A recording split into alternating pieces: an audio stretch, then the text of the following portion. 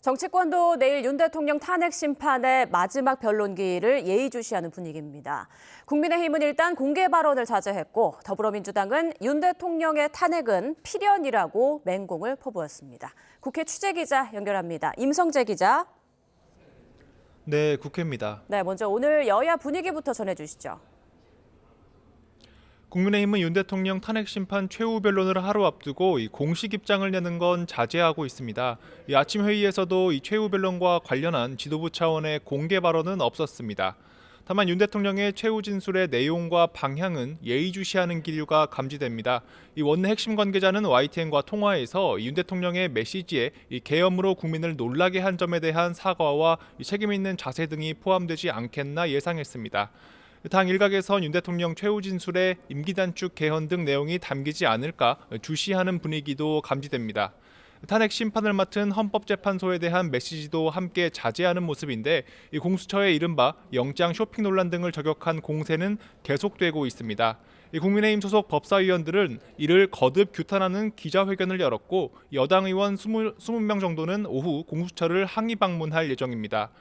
이 최후 변론 전 마지막 주말 장외 여론전에 주력했던 민주당은 헌재를 향해 오직 헌법과 상식에 의거해 이 합리적 결정을 내려달라고 목소리를 높였습니다. 이 박찬대 원내대표는 아침 회의에서 이 합리적 이성과 상식을 기초로 할 때 윤 대통령 파면은 필연이라고 말했습니다. 이어 12.3 비상계엄 이후 악몽 같았던 시간도 끝나간다며 이 헌재가 극우 세력의 외압에 흔들리면 안 된다고 덧붙였습니다. 특히 그 중심엔 계엄 이후 헌정 질서와 민주주의를 부정하는 언행을 일삼은 국민의힘이 있다며 극우 정당이 설 자리는 없다고 강조했습니다. 이와 함께 이재명 대표의 중도 보수론 등을 바탕으로 이 외연 확장 행보를 병행하는 기류입니다. 진성준 정책위의장은 라디오 인터뷰에서 곧 탄핵 심판 변론이 종결되고 이 선고가 있으면 조기 대선도 가시화될 수 있다며 이 대표의 일련의 행보는 외연 확장 차원으로 본다고 말했습니다. 네, 이 같은 민주당의 중도 보수론에 국민의힘 공세는 계속되는 분위기죠. 네, 국민의힘은 민주당은 진보가 아닌 중도 보수라는 이 대표의 중도 보수론에 연일 맹공을 이어갔습니다. 권영세 비대위원장은 아침 회의에서 이 대표의 경제 관련 발언과 이 태도를 보면 이 무지와 정책 철학의 빈곤이 그대로 드러난다고 비판했습니다. 들어보겠습니다. 기존의 민주당이 역주행 수준이었다면 이재명 대표는 역주행에 난폭운전에 음주운전까지 더해서 도로를 온통 난장판으로 만들고 있습니다.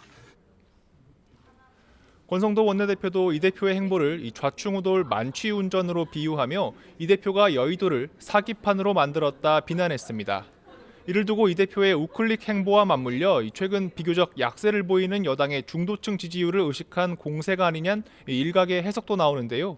이 원내 핵심 관계자는 YTN에 이 지지율 박스권에 갇힌 건 이 대표라면서 일련의 여론 추이를 주시했습니다. 반면 이재명 대표는 연금 개혁과 이 상속세 문제 등을 들며 이 국민의힘이 집권 여당으로서 이 책임 있는 모습을 보여주지 못하고 있다고 비판했습니다.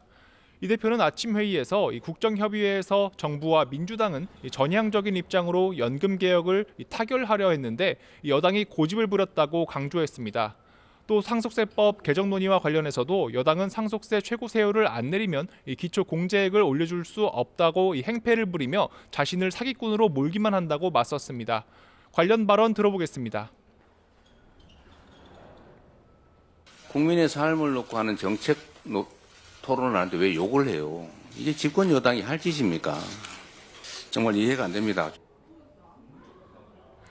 여당이 중도 보수를 끌어안지 못한다는 판단 아래 연일 정책 드라이브에 나선 거란 해석인데 내부로는 이 당내 비명계를 끌어안는 움직임에도 주력하고 있습니다. 이재명 대표는 오늘 오후에는 김부겸 전 국무총리와 만찬을 갖는데 이 자리에선 당내 통합 방안에 대한 논의가 오갈 것으로 예상됩니다. 지금까지 국회에서 YTN 임성재입니다.